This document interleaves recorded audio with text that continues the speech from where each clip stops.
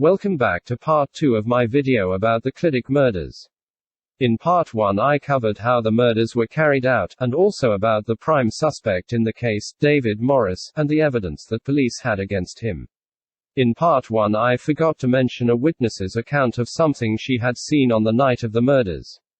A neighbor told police that she heard a car coming down Kelvin Road, and then stop outside Mandy's house at around 12:45 a.m. She said it was a heavy-sounding diesel car. She heard someone get out of the car, then close the door. The car then drove off. A few moments later she heard someone going into Mandy's house and close the front door. She looked out of the window, and she saw the lights come on in the front room. She then saw the shadow of a person appear in one of the upstairs windows. Police appealed for the person who went into the house and the person driving the car to come forward, but they have never been identified. The time that the person entered the house, it would have been shortly after all 4 of the victims had been murdered, and before the fires had been lit. So, who was the driver and person that entered the house?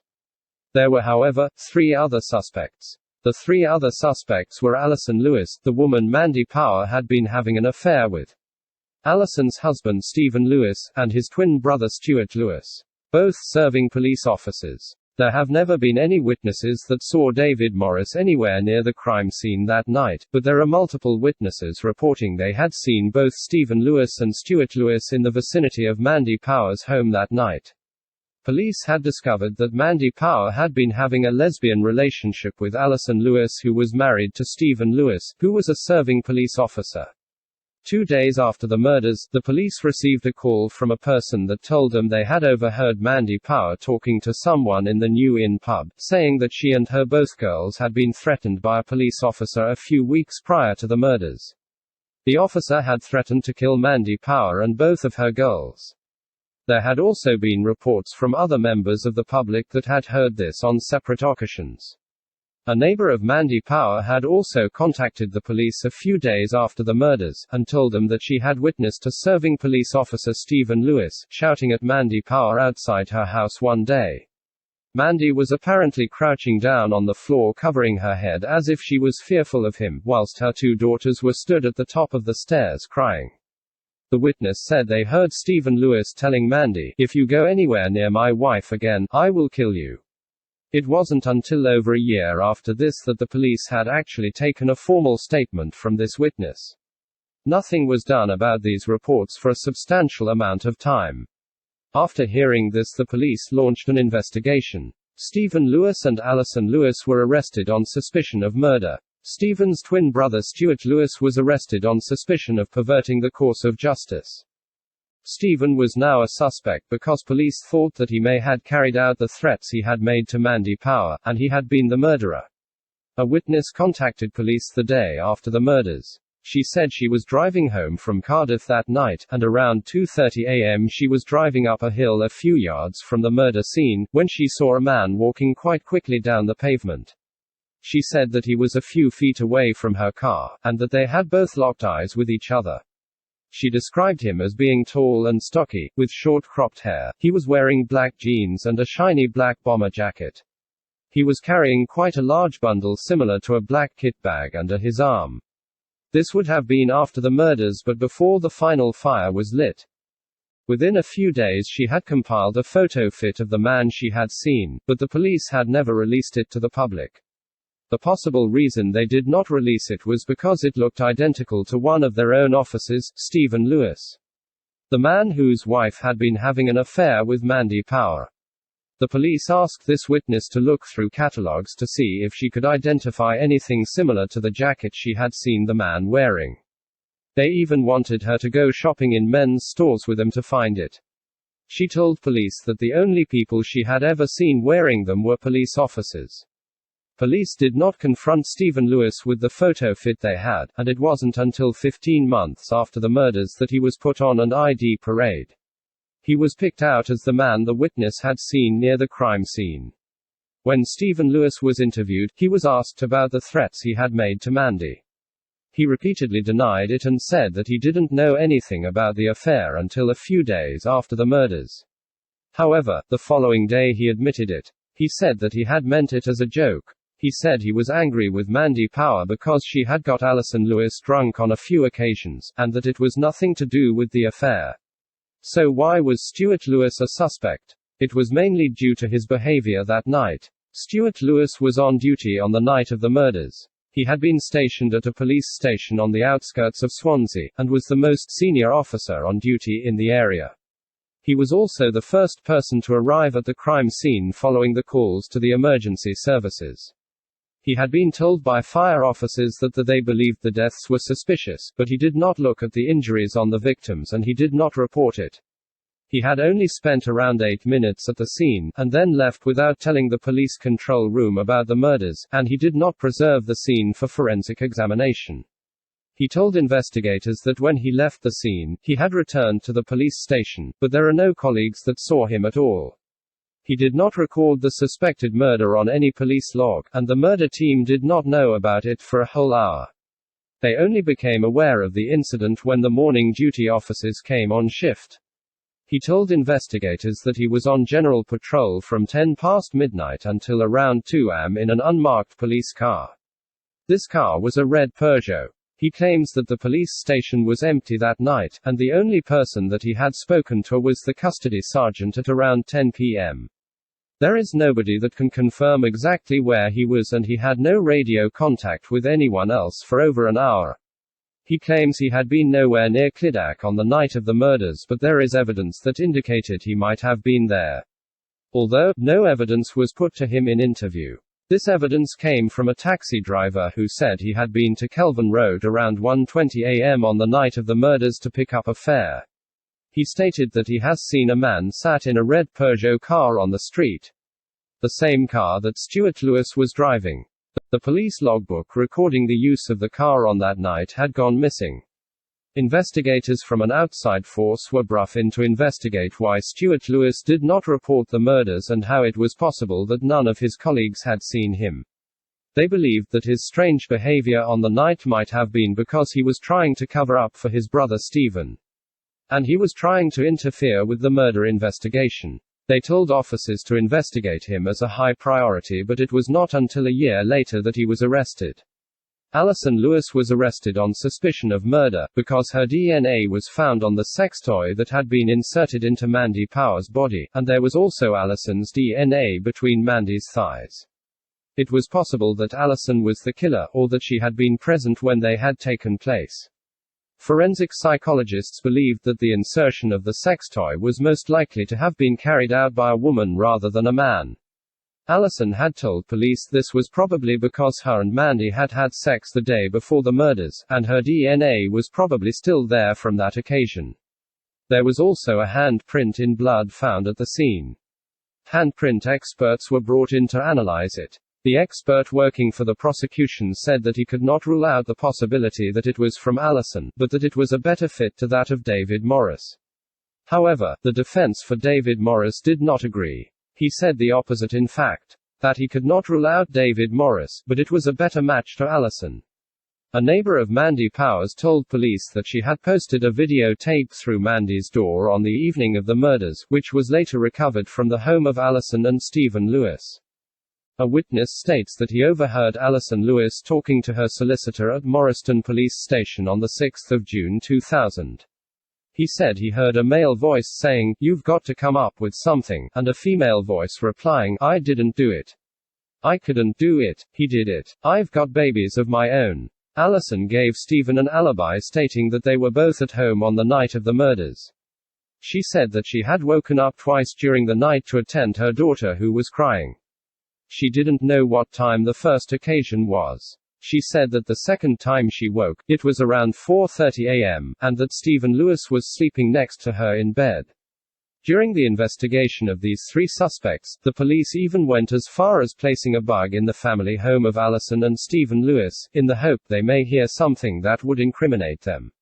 Nothing was ever found. At the conclusion of this investigation, the Crown Prosecution Service decided that there was insufficient evidence to charge them, and the case against all three of them was dropped. However, both Stephen and Stuart remained suspended from police duties. Alison Lewis was later used as a witness in court. Now that the other three suspects had been eliminated, the police turned back to their original suspect, David Morris. David Morris was charged with 4 counts of murder, and was put on trial at Swansea Crown Court. The trial lasted 11 weeks, and on June 28, 2002 he was unanimously found guilty, on 4 counts of murder. He was sentenced to 4 life sentences. His legal team appealed the conviction, and in 2005 his case was heard at the Court of Appeal.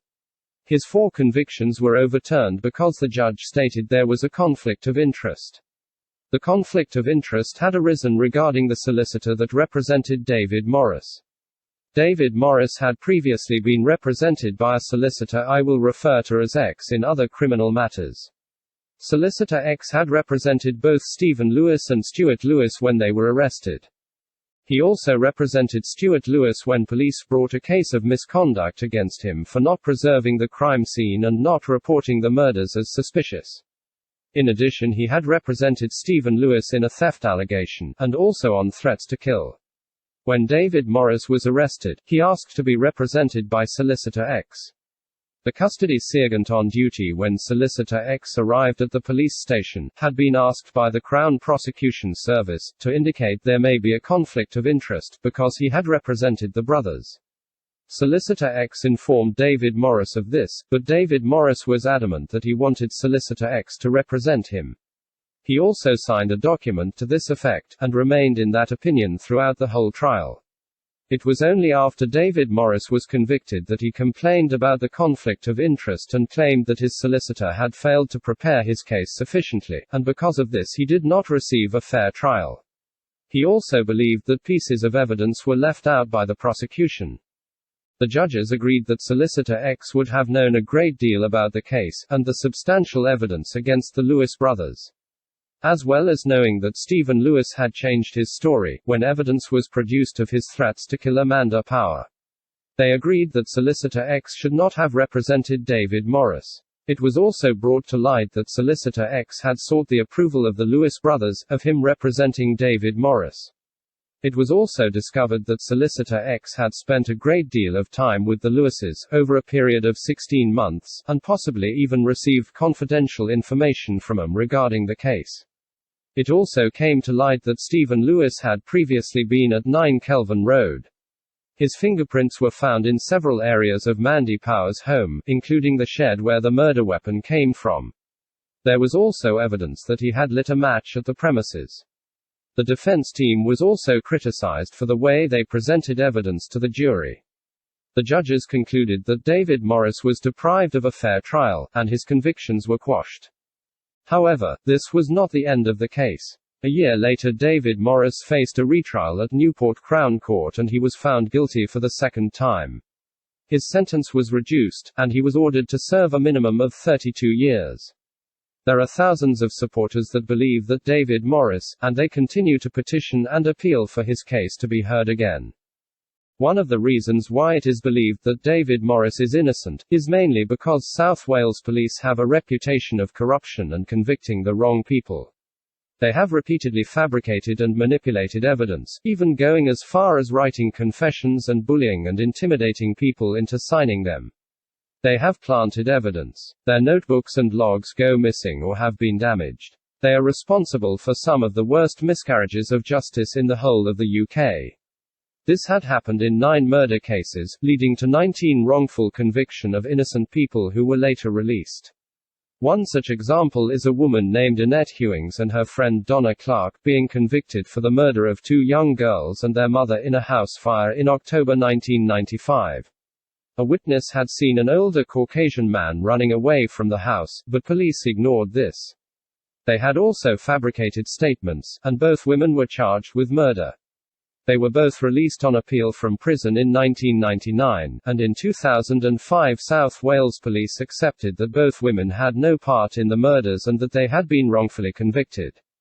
In 1998, the mutilated body of 20-year-old sex worker Lynette White was found in her flat in James Street, in the Bootown district of Cardiff.